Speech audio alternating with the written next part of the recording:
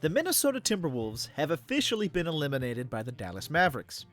And while it wasn't in exactly an ass-whooping fashion, it still left fans feeling like there was a little bit more to be desired from the team that had just toppled the defending champions in a heroic 7-game series.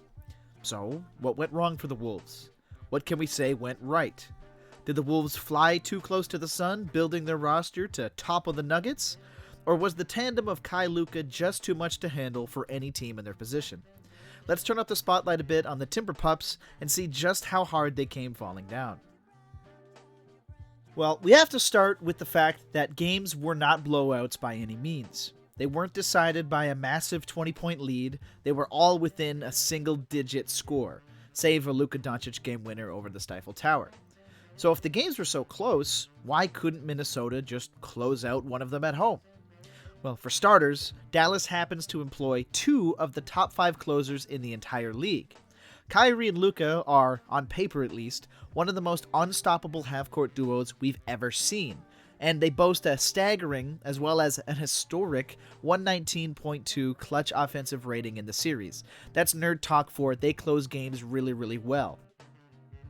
Down the stretch, it becomes especially apparent that Luka and Kyrie have figured out the perfect formula to let each other cook without stepping on too many toes.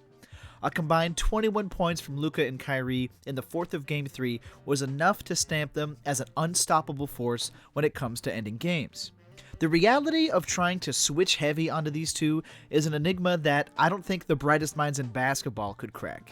Minnesota played so many deny screen possessions against Denver, but the same level of intensity and commitment on the defensive end is just simply not there in this series. Now, that's enough jerking Dallas off. Let's talk about why Minnesota actually lost. I am by no means blaming Rudy. Yes, okay, he had a game winner splashed in his mouthpiece.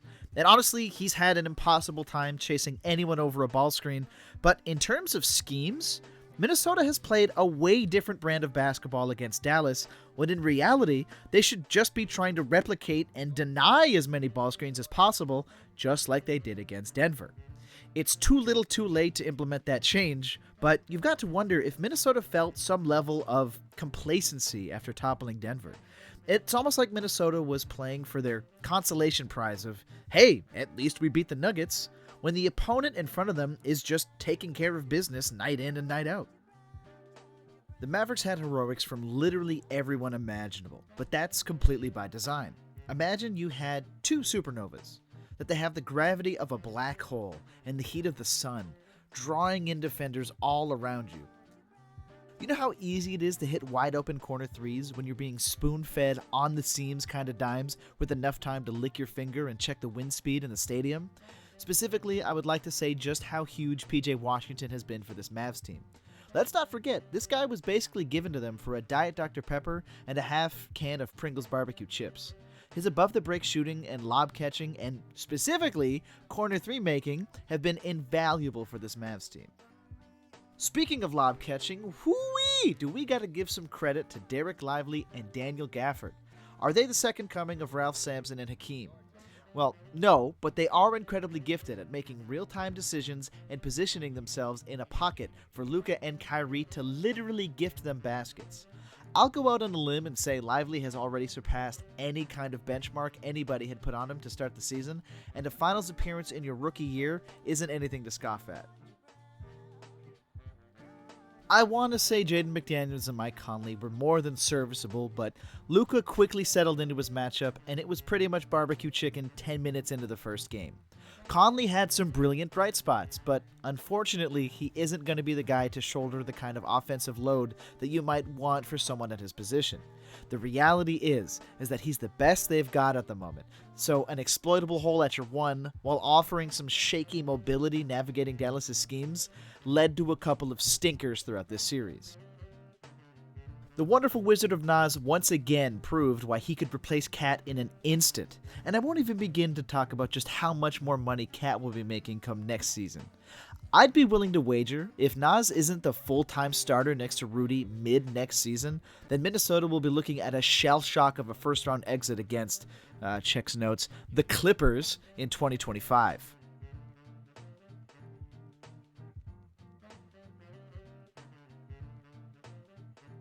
Alright, I guess it's time to address the elephant in the room.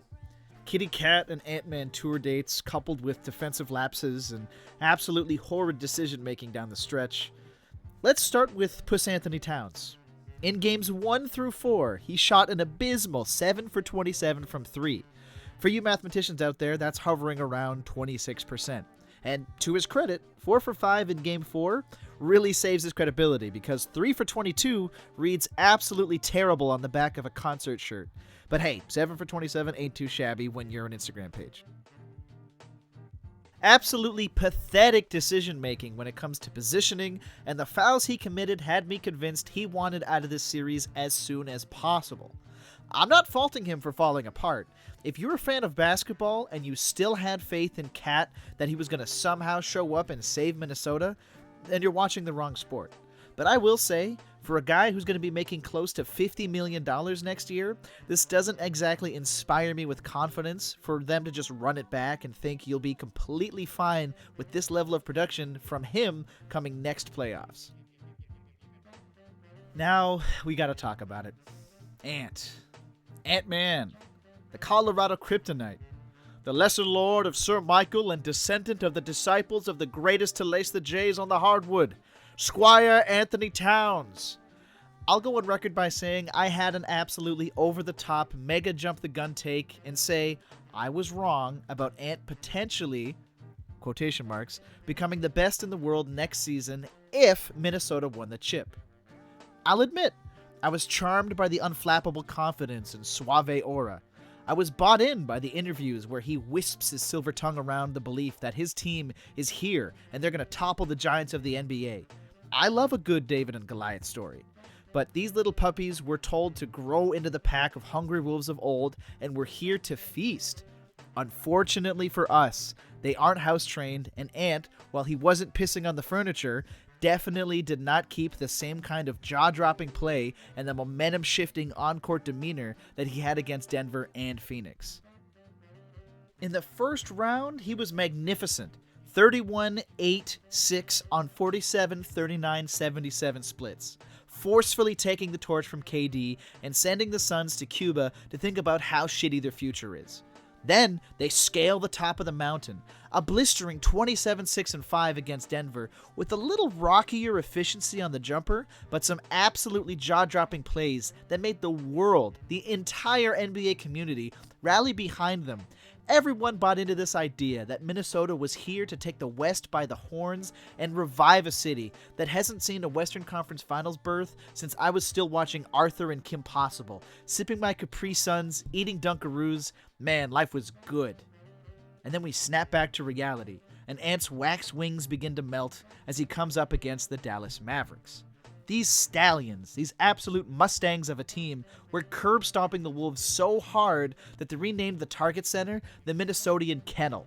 The Wolves were put down, and Mr. Edwards has lost a lot of momentum of becoming that face of the league that many people, including myself, were prematurely crowning him as. The good news is that this is far from a fluke run, and the Wolves have a lot to look forward to in terms of Ant reaching his ceiling.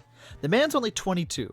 And while financials are going to be a pain in the ass for the Wolves, and a path to any improvement at the one is a far cry from anything needle-moving, they've still got one of the most exciting young players in the league, one of the most malleable defense that basketball has to offer, quite possibly the best sixth man in the entire league who could actually usurp Cat as the starter if they decide to start looking for trades involving the Catman, and we all know the famous saying. So, they got KD, but we got Jaden McDaniels.